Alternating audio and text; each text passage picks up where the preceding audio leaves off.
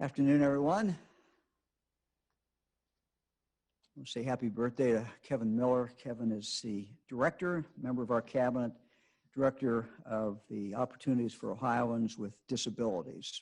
And we thank him for the great job that he is doing. Thought we'd start off with the weather. I've asked Director Jack Arshbanks, who heads up the Ohio Department of Transportation, to give us a little report. Director, what's going on? Tell us where you are, first of all. Governor, I'm in the Traffic Management Center of the Ohio Department of Transportation, our statewide system that monitors all areas of the state through our camera network. I wanted to give you and the rest of Ohio an update on our weather situation. We're making progress and working to get the lanes and shoulders as clear as possible before the next round of snow and ice hits the state. Ice is the toughest thing that winter can throw at ODOT. There's not much we can do other than salt the roadways a lot and often, but we are making progress. The challenge is not to just get the heavy snow off the roadways, but also to keep it off the roadways. Wind gusts causing snow drifts can quickly recover a recently plowed roadway. The best thing you can do is avoid essential travel. This is our advice to all Ohioans. The best thing you can do is avoid essential travel until we have time to catch up and let our materials work. This will help us ensure we have things as clear as possible before the next wave comes in. Lawrence County really got bad ice yesterday and last night. Many roads are closed and traffic signals are out due to a lack of power. Remember to treat dark traffic signals like a four-way stop. Be very careful at those dark signals. It's all hands on deck for ODOT. More than 1,200 crews are out across the state plowing and treating state and U.S. routes outside municipalities and on all interstates. Crews are working 12 to 16-hour shifts and have been on the road for the last 36 hours. They will continue to work until we get the job done. We're also patrolling for downed trees. We'll have chainsaws in our trucks to help get roads opened as quickly as possible. We've heard some concerns about salt. We have enough salt to get us through. ODOT has just used about 600,000 tons of salt thus far this winter. We still have more than 410 tons on hand and ready and more. Actually, I want to make sure that people know that we have more in order to ensure that we're ready for the rest of winter. Our forces have spent 751,000 hours driving more than 7.1 million miles to clear snow and ice off our state and U.S. routes thus far. One thing I wanted to emphasize, yes, Governor? Oh, go ahead. One thing I wanted to emphasize is that when you're out, if you have to go out, please give our drivers enough room to do their work. We've had 11 snow plows hit in just the past 2 weeks. We had only 8 hit all last winter. So it's very treacherous out there. Give our drivers enough room, slow down, keep clear distance behind them, try to avoid driving beside them. Our snow plows are very heavy, very sturdy. If you hit a snow plow, you and your vehicle will be the ones who come out for the worst for it. Unfortunately, we have had a fatality in regards to someone hitting a snowplow up in Medina County just today. So again, please give our drivers room as they clear the roadways for you. That's it, Governor. Director, that's what I was going to ask you about, what people should do when they see that snowplow, but I guess the message is give them plenty of room. Yes, sir. All right, we appreciate that. I want to thank our ODOT crews, but also our county crews that are out today, village crews, city crews, and township crews. I'll give a shout out to Miami Township that's doing our road right in front of our house, Miami Township that's close, and all the townships, but everybody who's out there. They're working very, very hard, and we appreciate what they're doing. Let me continue on the weather and talk a little bit about some of the shipment delays.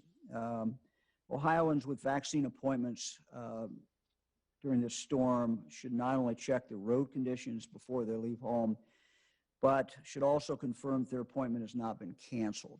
Many providers are continuing with their scheduled appointments, so a lot of them are moving forward today. So don't assume it's been canceled, but a lot of them are. However, some have had to cancel due to snow emergencies. These providers are contacting their patients sometimes by phone, email, or by posting on social media. If you haven't heard from your provider and are concerned about whether or not your appointment is still scheduled or you need to cancel your appointment, please contact your provider or visit their website. Now, a large number of Ohioans' COVID vaccine providers receive shipment directly from the manufacturers, Moderna and Pfizer.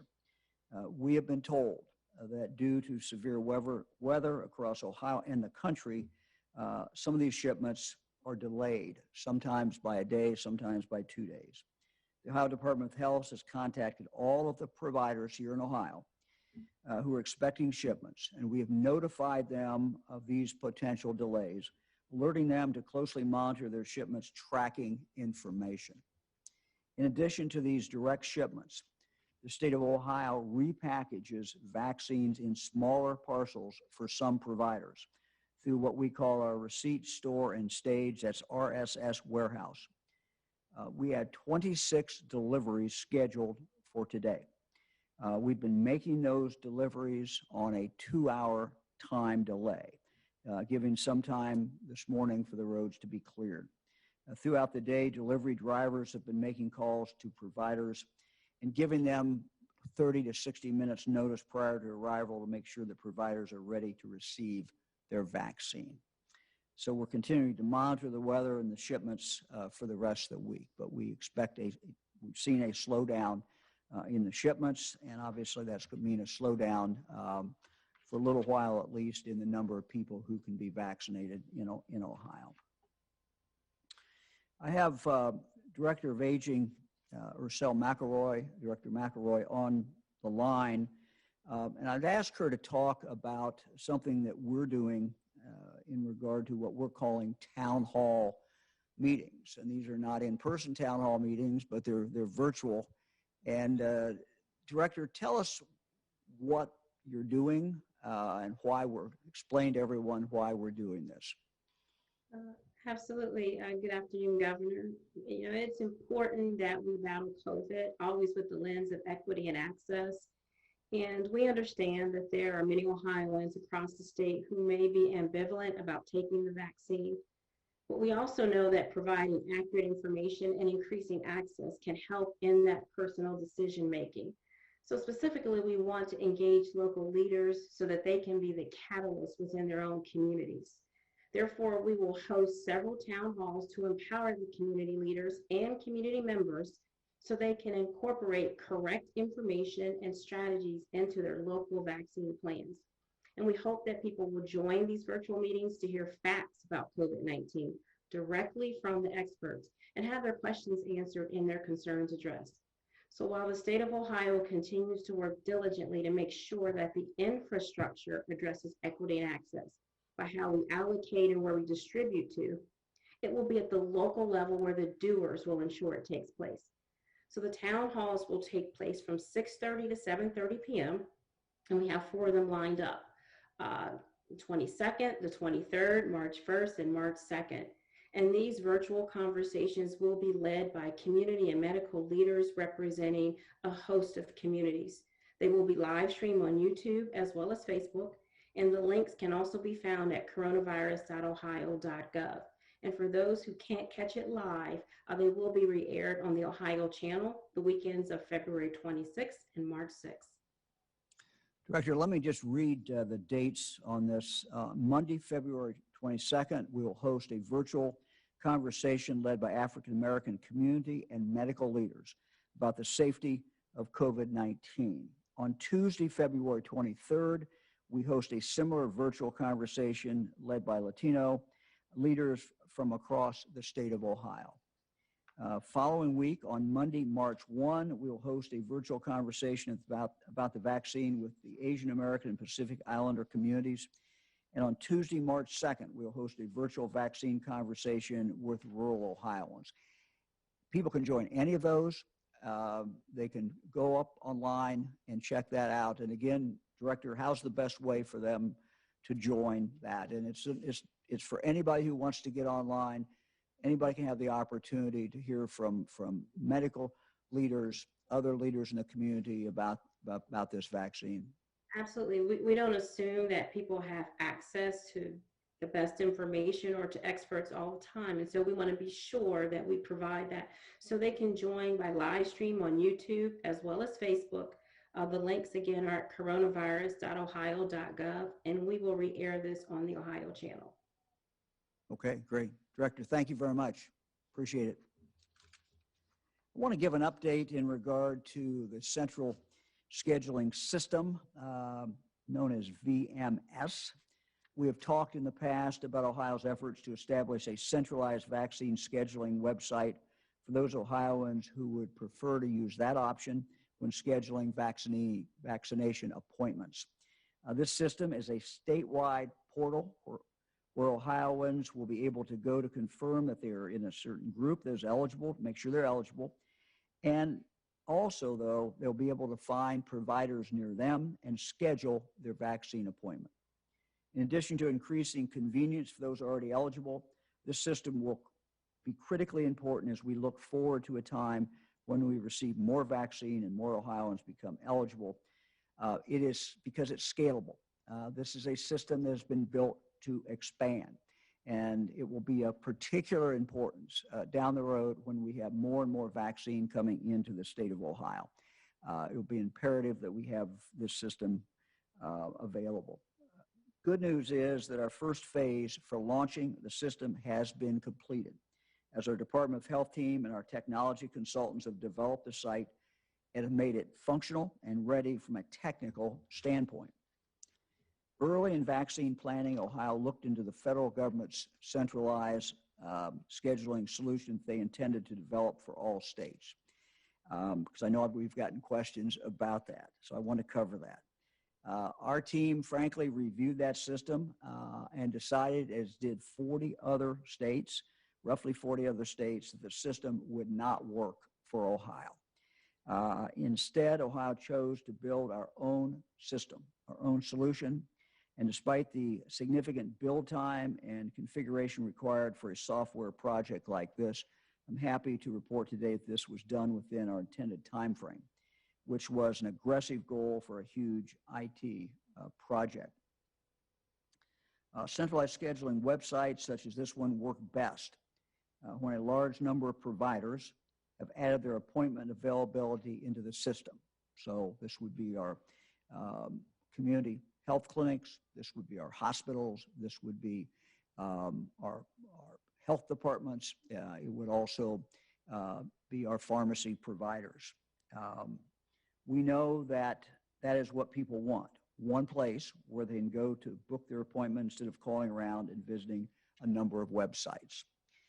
Therefore, the next phase of our launch of this site is an aggressive outreach that has already begun to vaccine providers to sign them up to participate in our central website. We have to have them signed up. And here's what we're doing to accomplish this goal. New COVID vaccine providers, ones that are just coming on, that have not been with us as we expand. New providers that begin to provide vaccines in Ohio, the new ones will be required to use the system as they come on. Second, we're conducting an aggressive outreach with current providers to encourage signing up just as soon as possible. Providers will be expected to use this system as we look to the future, and we will provide guidance in the near future regarding what those deadlines will be. Three, some providers have also informed us that they have extensive waiting lists. And our team is working directly with these providers to assist them in working through their wait lists and potentially integrate these commitments that they've already made, the wait lists that they already have, and putting that into our system without new patients jumping in line in front of them. This is one of the concerns that many of these providers had. They had the list, they had people in order, and they did not want to lose that ability to continue to go in line. Also, some providers have also told us that they have contracted with other companies or already have systems in place to help them. And it will take them some time to transition from those systems into the state portal. We encourage them to do it as quickly as they can. This is normal for an IT project such as this. So the Ohio Department of Health is committed to work with them to integrate into our system, their system, as quickly as possible. During the next 2 to 3 weeks, we will continue to work directly with these providers, pharmacies, health departments, et cetera, our local people who are delivering these vaccines every day, our local health departments, our fairly qualified health centers, pharmacies, to help them transition to this new system. We expect these numbers to grow as these providers work through their wait lists. We will provide extra service to help them get set up. We'll work with them one-on-one to make sure the system can work well for everyone. Once we have a critical mass of participating providers signed up, our third phase will be to make the site live to those seeking to be vaccinated. And we'll be very happy, and we hope everyone else will be happy when we reach that goal. Our goal is for Ohioans to have a positive customer experience when we launch to make these appointments. Those interested in getting a vaccination will be able to put their zip code in, pull up appointments within 20 miles of their location. We know further that not everyone has access to the internet, and we've called on our partners, including the area agencies on aging, to help Ohioans navigate appointment scheduling. Eric, let's go very quickly to the data slides. And we'll start with cases, which have been hovering around 2,000, certainly a lot better than where we were, and we're happy to see those numbers. Our deaths, 59, hospitalization, 104. That's a little bit less than what the 21-day average has been. And our ICU admissions are 10, and that is less than it has been. So happy with those numbers. Eric, let's go to the 88 counties and then the 20 counties. And again, this is the order in which the counties are based upon the spread within that county, number of cases found within the last 2 weeks. So one of the things you'll see, our lowest county is Vinton County. Several of our other counties are the lowest ones. Let's go to the top 20, Eric. Brown County and Adams County, two counties right next to each other along the river. They are our highest counties, and they're running about 5 times the CDC average, the CDC number of high incidence. So it's 5 times over the CDC's high incidence level. So again, these numbers are very high. They certainly are better than the high counties were a month ago or so. Eric, let's go to the hospitalization table. And again, this is how many people are in the hospital from COVID today. Actually, yesterday was the count. And you'll see that these numbers continue to go down. We're at 1,566, and we're happy to see those continue to go down. Thank you, Eric. I want to talk a little bit about K through 12 education, and then I'll turn it over to the Lieutenant Governor. I want to thank our teachers, school administrators, parents. I want to thank the students for all that they have done this year and what I know has been a very difficult year to navigate for everybody. And they've done, I think, a very, very, very good job. And we owe them a great deal. We've learned a lot this year from the in-class learning that has taken place. We've learned that masks work. They work exceedingly well. We've learned that when students are together in a classroom, that students do wear masks. They will wear them. And the compliance has been close to perfect, frankly. It's just been phenomenally good with teachers, administrators, and students in classroom wearing masks. We've also found that as a result of that, we've not seen much spread in the classroom. So we've learned some things as we have moved forward. But also, for the kids who have not been in school, we have heard over the last few months from parents, teachers, students, some of our big city mayors, for example, that some kids who have been totally remote have just not done that well.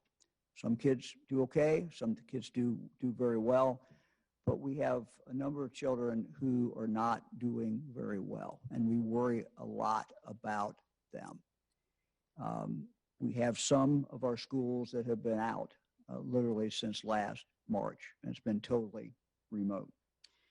And so back in December 23rd, I announced that any school that would guarantee that they would start back in school no later than March 1, understanding some schools were in session all the time. But we said any school that tells us that they will be in session March 1, either full or hybrid, we will vaccinate anybody in that school, any of the adults in the school personnel that wants to be vaccinated. On January 7th, I talked about this again in a press conference. And I said, we're going to require the superintendent or the CEO, chief operating officer, to sign a document saying, yes, we will be back in session by March 1. And the good news is that, and we made this, by the way, we made this offer not just to public schools, but to parochial schools, private schools, and certainly, of course, another form of public schools, our charter public schools. And as far as our public schools, every school but one accepted. Most of our other private schools, parochial schools, they accepted this offer as well. And the good news is, and there is some very good news, we are in the third week of vaccinating our teachers and our school personnel.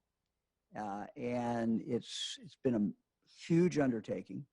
I'm sure we got derailed a little bit today, maybe tomorrow, as far as the vaccine coming in, but it's gone exceedingly well. We're in the third of 4 weeks, and I just want to thank everyone who's been a part of that, everyone who's made that happen. It's worked, I think, very, very, very well. We have also really, since making that offer, seen some real changes. And we've gotten a lot of schools back in session. In fact, let me give you the numbers. At the start of January, 47% of our students were in schools that were fully remote. Again, in start of January, 47% of our students were in schools that were fully remote. Today, that number is less than 15%, and we will get an update in a couple days. And we'll share that with you. We hope to share that with you on Thursday, but we would think that number would drop even more. So going from 47 to 15%. Another way of looking at the start of January, 219 Ohio school districts were fully remote. Today, there are only 31. So those numbers have changed dramatically, and we'll get an update on those, as I said, on Thursday. So thus far, this has been very, very successful, and we're very happy with where it is. I did a rather impromptu news conference on Friday when we found out that some of our districts were not going to be able to make that deadline. And I would just, again, encourage them to do everything that they can to do that. It's not about a commitment to me. It's not about a commitment to the state or the health department. It is really a commitment to the students. And we would just ask them to do everything in their power to get these students back into the classroom. I know we've had a question about what hybrid is. We've been consistent throughout this from the beginning when we started talking about maybe some schools would be hybrid. And I remember that was some people were kind of shocked by that fact, but we've let schools make their own determinations. But and what we've said is if you go back by March 1, it'd be great if you can be fully 5 days a week, but if you can only do part of the week and have to split the classes, which is what some schools have done, 2 days, 1 day, but a split, basically kids in school 2 days out of the week, and the third day is somehow, sometimes they go third day, or some days they third day they do something else special in regard to other students. But if they could do that, if we said if you could do that by March 1, then we're happy to go ahead with the vaccination. So that's what hybrid means. It means actually every student has the opportunity to be in class every week, and that's what we're talking about as far as hybrid. So again, I would just encourage Akron, Youngstown, Cleveland, and Cincinnati. We have one school, Walnut Hills. All the other schools are either back or going back.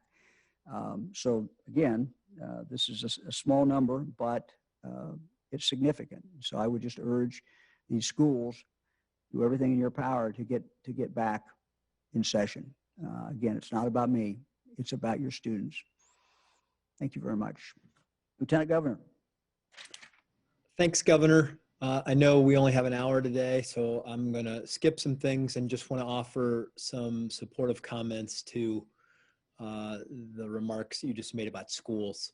I know it's always complicated when we're talking about all the different ways, all the different schools, all the different situations that exist out there during the pandemic and beyond. But I would be remiss if I didn't relay some messages I've received from teachers and superintendents about their desire, their excitement about getting back to school and helping educate their students because they know how important it is. And the time that's been lost is hard to regain. We know that we've seen the academic results of students who've been out. We've seen some of the nationalized and state data that shows that reading loss can be as high as 25% or 33% in math for students who've been out. And it's important because it's hard to make it up. It's hard to make this time up. The students need to be in the settings where they're not only getting the academic support they need, but the other support, whether it's mental health, other types of issues that we know our children are dealing with, to help get them in that environment where we can lay eyes on them, we can see them, we can interact with them, we know what's going on in their lives, and we can help support them. So that's incredibly important. I know I also spoke with Mayor Ginther today. Columbus, also one of those school districts that are having challenges getting their older students back. We need all of them back in school. The districts willingly signed on to this commitment, and they need to uphold their commitment. And you're right, Governor, not for us, but for the kids. The kids need these educational support services. It's the foundation of their future, and we will see the consequences of success and or failure based on what we'll do here over the course of the next year, months and year. And I just want to say encouraging words to the schools who are out there doing that, and encourage those who maybe haven't made that commitment to do it, because the kids of our state need you. It will echo for a generation. Thanks, Governor. Lieutenant Governor, thank you very much. We're ready for questions. Governor, first question today is from Jim Province at the Toledo Blade. Hey, Jim.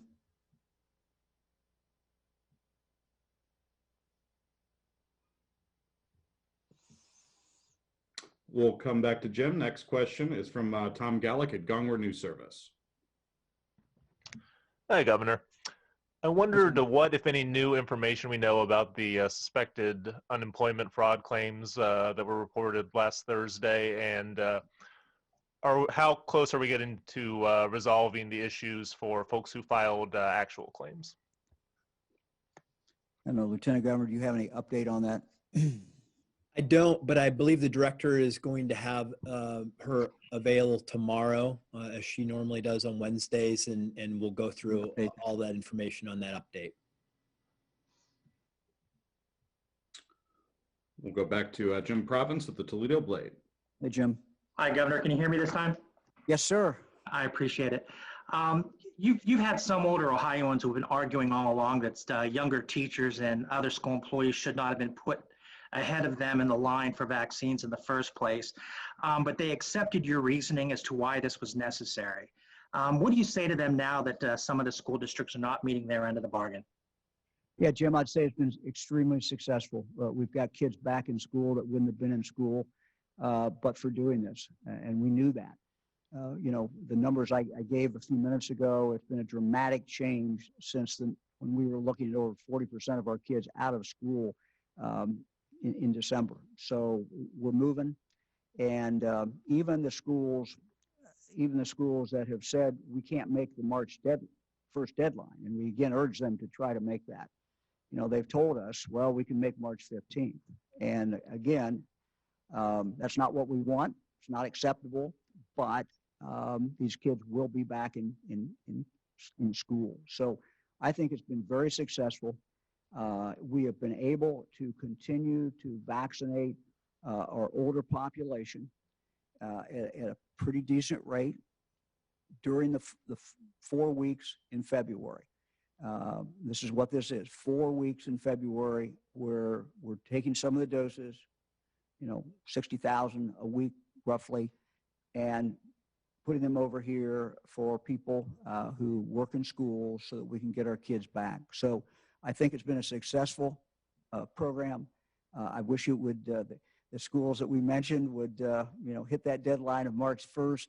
But it's been very successful, and I think it makes a big difference in the future of these young people.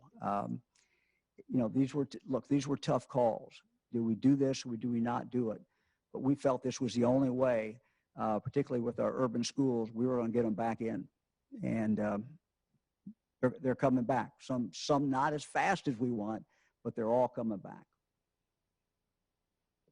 Next question is from Farnoosh Amiri at the Associated Press. Hi, Governor.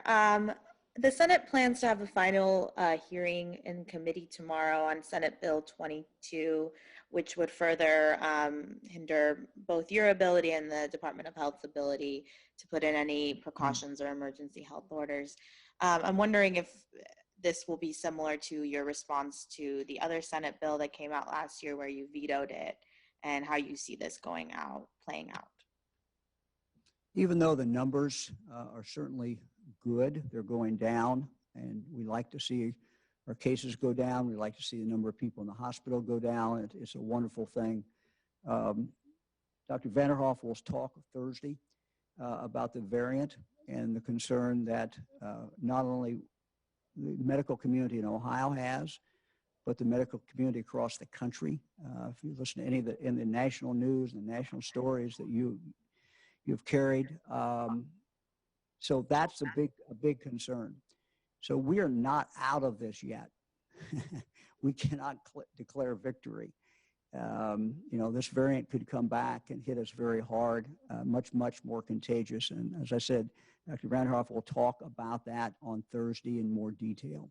So this is not the time for us to be cutting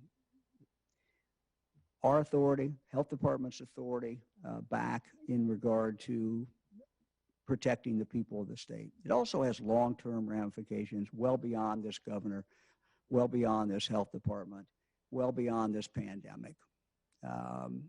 It is also, if you look at it, Legislative Service Commission has raised constitutional questions about it, and something that they wrote. It is, in my opinion, not constitutional. So I think it would just be a grave mistake, and I've made it very clear to my friends in the legislature that if this bill would be passed, I would have no choice as governor of the state but to veto it. Next question is from Randy Ludlow at the Columbus Dispatch. Hi, Randy. Good afternoon, Governor. You talked earlier about the online portal system that you originally hoped might be online by Sunday. I did not hear you mention a date of when that might go live. What is your best estimate at this point? Yeah, it is ready to go. But Randy, what we have to do is get the providers on. And one of the challenges that they have explained to us, some of them have created lists, waiting lists, people who are, 80 years or 75 years of age, however they've set up their own list. They've got waiting lists. And what they don't want to do is abort that and then end up where other people can jump the line in front of them. And so that's been one of the reasons that they are not ready to jump right into the portal. Director, I don't know if, Director, you're on here if you want to add anything to that or not, but that's. Thank you, Governor. Yes, we are working to sign up those providers and deal with those technology challenges. To answer your question, we don't know exactly how long that is going to take, but obviously moving as quickly as we can so that we have something open for Ohioans as quickly as possible. The other long-term benefit of this particular system, of course, is going to be as we move toward mass vaccination sites. We will be using this along with other means of communication, but using this to achieve some of those larger goals that we have once more vaccines available. Next question is from Jesse Baumert at the Cincinnati Enquirer. Happy birthday, Jesse. Thank you. My question is, I think there's a lot of Ohioans looking for kind of some light at the end of the tunnel when it comes to the COVID vaccines. So why has Ohio not put out a list of the next group or two as other states have done? And when will Ohioans know who is next in line? Yeah, we're working on that. We will hope to announce it, when we get that done. But what we cannot tell people, and we know we can't tell them, is the dates for any of that. We have I want to assure people who are 65 years of age and older, we're staying at this date. We're staying at this age, for the next few weeks, because we're going to just continue to give you the opportunity to be vaccinated, because you are the most vulnerable people in the state of Ohio. And we know there's been frustration. We know that you have looked for vaccines, but every week, every day, there are more and more of your fellow Ohioans in your age group that are getting vaccinated, and your ability to get on and sign up, that's going to increase. So I'm not asking you not to be impatient. I would be impatient. I think people have a right to be impatient, but be persistent, hang in there. We're going to stay at this age and not change that until we have a pretty good feel that we've got a large number of the 65 years of age and older who want to be vaccinated, actually, in fact, vaccinated. So we, in answer to your question, Jesse, we will come out with this. I don't want to set a date because we're still looking at it, still trying to, frankly, look at the question of who's most vulnerable and how do we save the most lives? And ultimately the question is, how do we save the most lives? And how do we balance all the things that people very legitimately bring up? As we've indicated, 700 different groups, over 700 now, have sent us letters and indicated to us they want to go next. In fact, some of them would say, we want to go now. It's human nature. I want to go now. And so we're trying to go through that and weighing that. We spent some time this weekend working on it, and we're just not ready to announce that yet. So we understand people want to know, but what we can't tell them is, even after we tell them what group is next, we can't tell them when that group is going to be. Next question is from Steve Albritton at WLWT in Cincinnati. Hey, Governor, how you doing today? I'm well. Good. Good, good, good. I have a question for you about a one specific school here in the Cincinnati area, Walnut Hills High School, declining to go back in person. I know you've touched on it a little bit, but have you been to that school, or anybody who you work with have been to that school to see the space restrictions that they have to deal with, and why they are declining to go back in person? Just, I know it's specific, but we were just wondering what the administration can do with schools who are in such a tight situation like that. Yeah, it's been explained to me, by superintendent. I understand. I've been to Walnut Hills, but have not been there for a number of years. So I've not gone and inspected it or taken a look at it. What we have said, though, is a couple of things as you look at the Walnut Hills situation. First of all, superintendent signed a document, said they would go back. There wasn't an exception in there for Walnut Hills. Everybody would go back. Second, we're not requiring schools to be in session in person 5 days a week for every child. They can split it. They can do what many schools have done who have had a space problem. They can go to a hybrid, 2 days in, 2 days out. Third day they would alternate. And so you can double your size that you have by going hybrid, if that's the decision the school wants to make. Next, we know more than we knew when we started this. CDC had a 6-foot rule. Either made the 6-foot rule, you didn't make the 6-foot rule. What we have learned is that with everyone wearing masks, that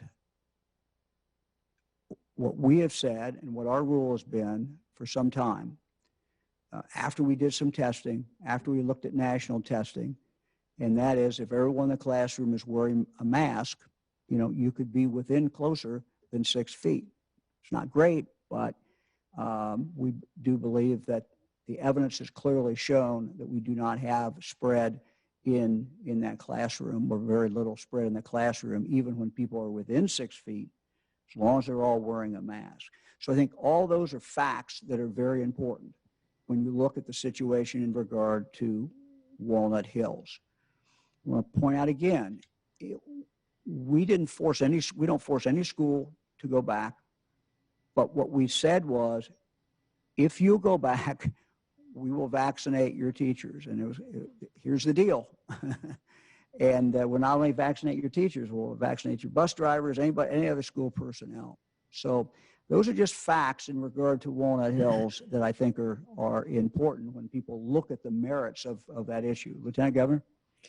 Yeah, thanks, Governor. I would mention that I've had calls, we've had calls from parents who would like to be involved in the process down there with their schools, who have children in that school. They want the school to go back in person.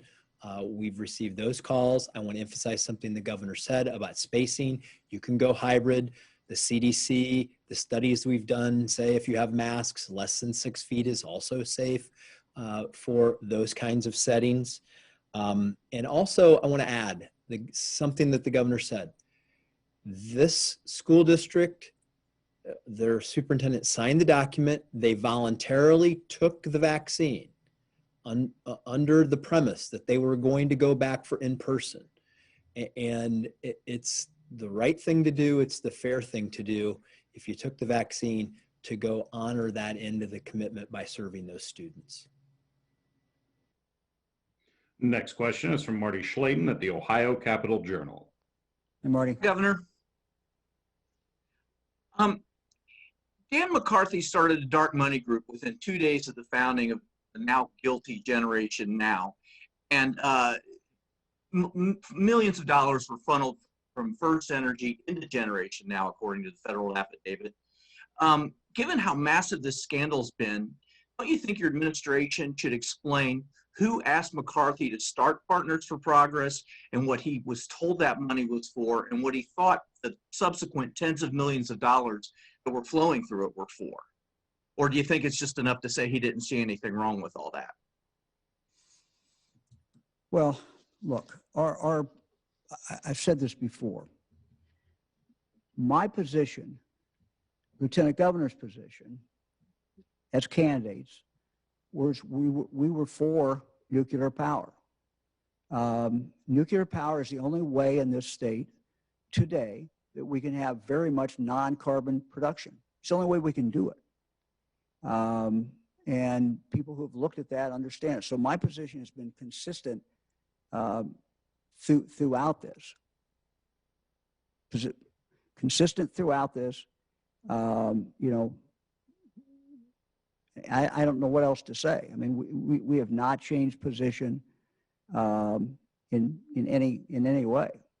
And, you know, again, as far as I know, Dan McCarthy has been a well-respected individual for many, many years, long before he started working for me as our legislative director. And I have faith in his integrity. Next question is from Jeff Reddick at WSYX in Columbus. Good afternoon, Governor. Just had some question based on what you and Lieutenant Governor Houston have said today, and we've got people reaching out to us about this. So Columbus City Schools, biggest district in the state, says they are compliant. I think one of your spokesmen has says they are compliant with the return to the classroom. There's no date for middle or high schools to return in Columbus City Schools. So are they breaking an agreement, or are they compliant because some schools will return to hybrid? Well, I'm not sure I got all the facts you just spelled out. If the school is not going to have every student back in fully in person or hybrid by March 1, then they're breaking the agreement. And it's not like that, you know, we spelled this out. I mean, it was just spelled out very, very clearly in a document that we required each school in the state of Ohio to sign. They all signed it but one. That one had, you know, every school had a right to do what the one did. And that was to say, no, we don't want to do that. We're not coming back. But every other school signed it. And I think taxpayers, I think the citizens of Ohio, but more importantly, the children have a right to say, if that was the agreement, you should go ahead and do that. No matter what school it is, should be back in March 1st. And it is, let me just emphasize again, I know that we keep saying this, but it is about the kids. It's not about me. It's not about the lieutenant governor. It's not about the health department. It is about the kids. And we continue to hear throughout this that kids, particularly in our urban centers where schools have been out for a year, that these kids needed to get back in school. They need to get back in school academically. They needed to get back in school emotionally, socially.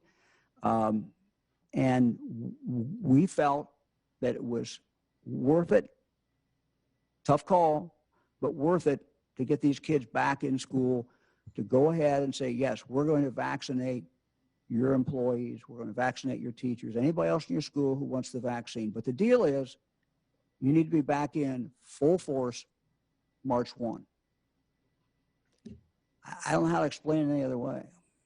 Lieutenant Governor? Yeah, can I add to that? Remember, they knew what the promise was when they signed the document. Everybody knowingly took the vaccine knowing that those were the rules.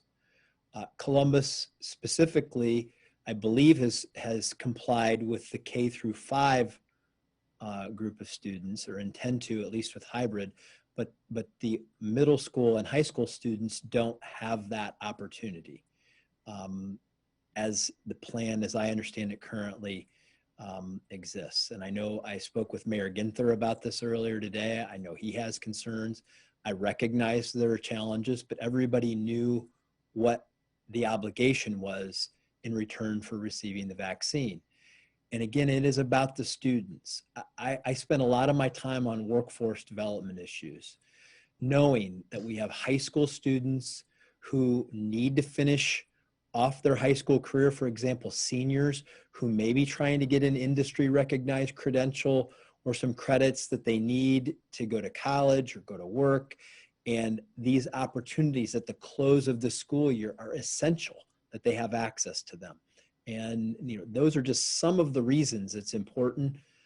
And I want to emphasize that as it relates to all students. And again, I think it's important to reiterate, this has been a success in the sense that the vast, vast majority, it'll be over 90% of them, students in the state, or schools in the state will ultimately hit that goal. And that's why we did this.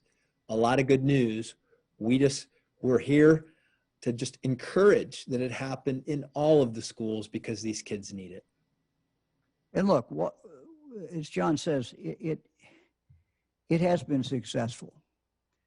We're spending some time today to talk about the schools that we wonder about. Are they going to do it? And are they going to hit the deadline? But overall, it's been worth it. It's been something that is important for these school children. Many of them are back in school today, and more will be back in school March 1 who would not have been back if we had not done this. So it is worth doing. We're glad we did it. Just want to encourage the schools that are not going to hit that, are saying now they're not going to hit that March 1 date, to please do everything that you can to do it. I related on Friday, had a conversation with the CEO in Cleveland. And, he said, I'm going to do everything I can, get kids back in March 1. And, so we just ask for that effort by everyone. Next question is from Laura Hancock at cleveland.com. Governor DeWine, on January 21st, you had mentioned sending the Biden administration 100 potential sites for larger scale vaccinations. And today, Director McLeod talked about the max vaccination sites that would pair perfectly with this online centralized scheduling system. We've been trying to get the list since late January. Where is that list? Well, I don't know where the list is. I mean, I'm sure it's we have a list that we talk about, and we go back and forth with different names. Whether or not there's a written down list, I don't know. There may be. We're getting close to being able to announce some things specifically about that. But the idea is that we want to have the ability to scale up. And so, that may be start off with one big site. It may entail a number of sites as we move up. Director, I saw you on there. Thank you, Governor. Yeah, we are always looking for sites and preparing for the time we're very excited about when we have more vaccine and looking toward. And as you know, there are some sites already operational in the Schottenstein as well as out in Dayton that they're doing some clinics. We're just looking forward to a time when we can have enough vaccine to get those up and running as a state, and hopefully again look to use that new system, that statewide scheduling system, for just those type of events. And I would also say that when we think of a mass vaccination site, they're not all set up at a ballpark or a football field. We could have mid-size sites like that. We could have smaller sites like that. There's all kinds of different things that we can utilize. But again, as the director says, we got to have the vaccine to be able to do it. And we're basically what we're doing is layering on as we get more vaccine. Next question is from Adrian Robbins at WCMH in Columbus. Hi, Governor. Thank you for doing this today. You talk about the vaccination plan for the schools being a success. When it comes to these few schools, though, who are outliers and may not make it back by March 1st, what can really be done if they don't go back to school? Obviously, it's not like the vaccinations can be taken back at this point.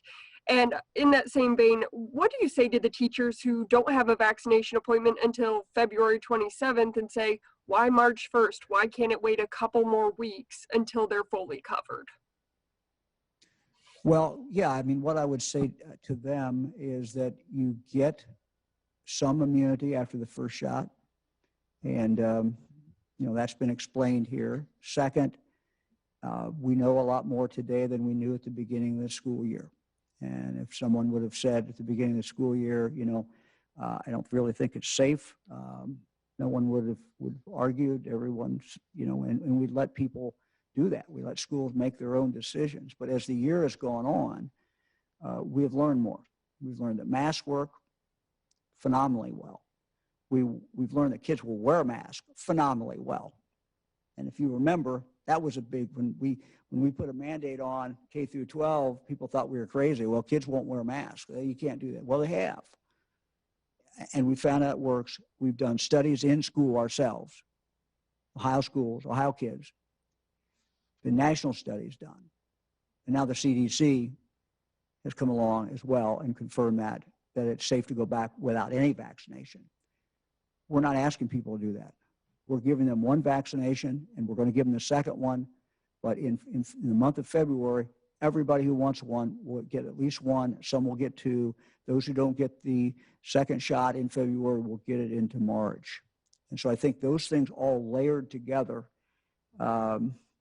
make it so that you can say, look, this is something that I can do. And that's what I would say to a teacher who is hesitant about it, that all of these things, factors coming together, I think we've created a situation where you can feel good about going back into the classroom.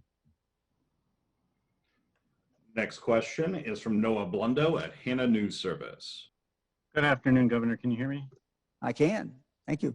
All right. On Friday, the Biden administration told Ohio and a number of other states that they're going to start moving to revoke the prior approval for Medicaid work requirements. Wondering your reaction and if you feel like there's any recourse for you in the other states, in the courts or somewhere else, to go ahead with those. Well, we'll have more information, more announcement about that as we move forward. But it's been the policy of the administration, this administration, been the policy of the General Assembly to have work requirement. And this is not a punitive thing. This is something to help people. There's many ways you can qualify under the work, but trying to get people the opportunity to advance themselves. And so we think the broad philosophy is in fact correct. And that's the position of this administration. Next question is from Jim Oddie at WHIO in Dayton. Hey, Jim. Governor, can you talk with any greater detail about, you spoke earlier about the holdup in some of the shipments of the vaccine as it's coming to and through Ohio, mostly because of the snow. Is that getting it to the state? Is it getting around the state of Ohio? Do you have any more detail on here what's going to push back some of these clinics and their availability to get the vaccine? Jim, we were notified that some of the shipments were simply not going to be made because of the weather. And we understand that. What we don't want to see is any spoilage. We don't want to see any loss of the vaccine. And I would just say to the people of Ohio, this vaccine's coming here. It may be a day late, but it's coming. And I trust our providers, our doctors, our pharmacies, our hospitals, our health departments. They will get it in your arm. If you had an appointment, that appointment may have to be rescheduled, but they will get it in, and I trust they'll get it in this week. So I have great confidence that they will be able to do that. Next question is from Jennifer Pinulet at the Akron Beacon Journal.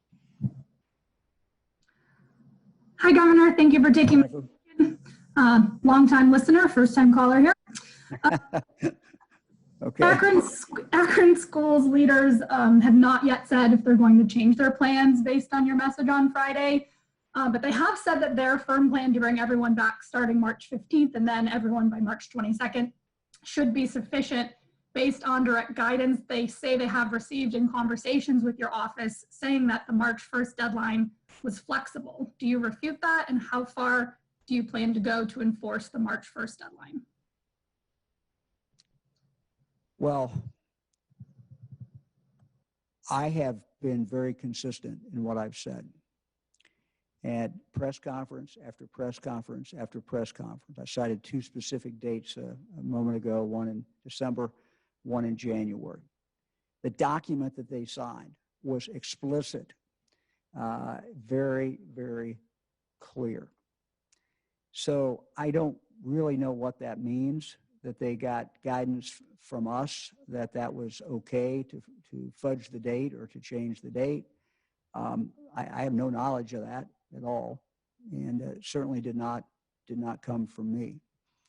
So, I had a direct conversation in regard to this matter on Friday, and I don't know what to say other than that's not, did not come from me at all. I have no knowledge it came from anybody else in our administration. Nobody in our administration would have had the authority to say that. And again, it was in the document that they signed. And what I've said consistently, press conference after press conference, is March 1. If you're back in March 1, you can be hybrid on March 1. You can be just in school, your kid 2 days a week. But if you do that, we're going to vaccinate. We're willing to vaccinate your school personnel. And the sad thing is that we did not know that these schools in question were not going to go back on March 1 until after everyone had been vaccinated. So you're correct. We can't take the vaccine back. We don't want to take the vaccine back. And we're going to live up to our bargain. We're going to give the second shot. We're not pulling back the second shot either. I mean, we made this commitment, and we're going to live up to our commitment. Next question is from Joe Ingles at Ohio Public Radio and Television. Hello, Governor. We know that many younger Ohioans outside the 1A and 1B groups have been able to get the leftover or extra shots from clinics. And you've said before that this is preferred to wasting those vaccines.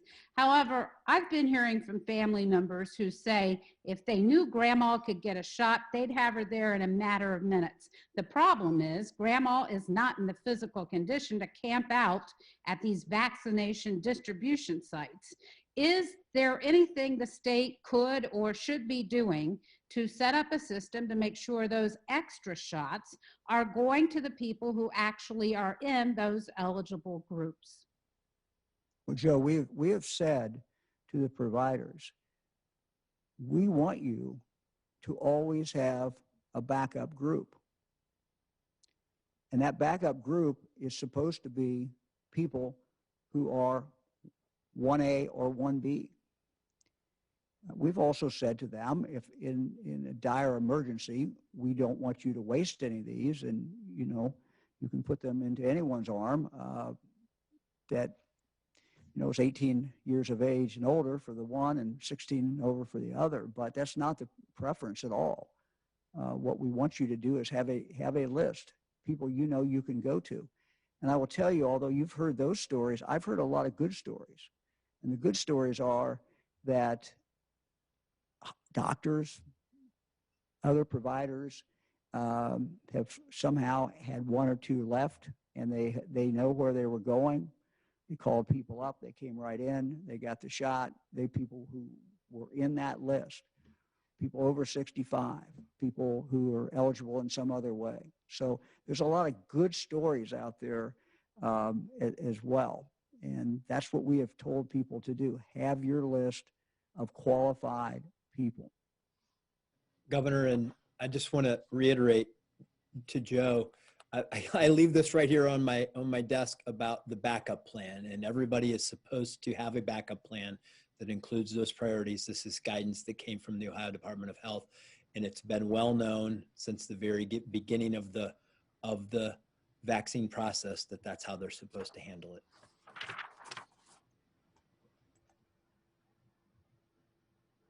Governor, next question is the last question for today, and it belongs to Patrick O'Donnell from the 74million.org. Hi. So the CDC guidance about schools on Friday encouraged opening of elementary schools, even in high transmission areas. But it recommends virtual operations for high schools and middle schools in high transmission areas without very, very strict mitigation efforts. The schools that are all delaying reopening past March 1 are all in what seem to be the high transmission areas. would it be fair to wait to bring the older kids back there until they drop to orange and the CDC requirements relax? Well, Patrick, we think that we've had, in fact, we know we've had very strict mitigation efforts all year. And they were contained in the document that we sent to schools this past summer about what they needed to do. We've revised those as we've moved forward. Keep in mind that we have a very strict rule about wearing masks that we've tested. We know that that there's not spread in the classroom. And so we think we already have the guidance, and that guidance has always been available. And we would classify our schools as being on the strict side of that mitigation. So, I can't speak specifically to a building or what a particular school has done. What I can tell you is that in conversations over this entire school year, going back to August, I've been very, very impressed with what schools have done. They've spent money. They've done some very, very positive things. Governor, can I add to that? I also, from my read of the CDC guidance, that was about schools that didn't include vaccines. In this particular case, on top of all of those mitigation tools in Ohio, we are vaccinating the school personnel. So we are way above and beyond the protocols as it relates to those kinds of schools, because we have a vaccination program in our schools in Ohio. Well, thank you all. Look forward to seeing everybody on Thursday.